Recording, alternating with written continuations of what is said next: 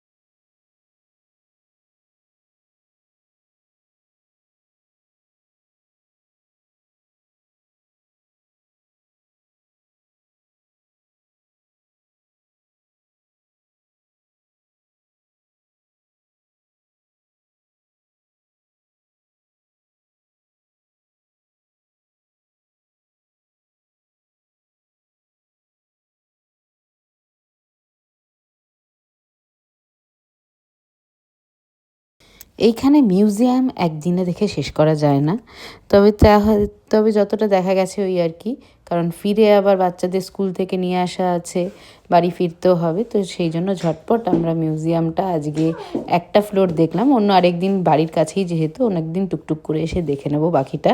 চলো আজকের মধ্যে এখানেই বেরোতে হবে, চলো টাটা, পরের ভিডিওতে আবার দেখা হবে, বাই।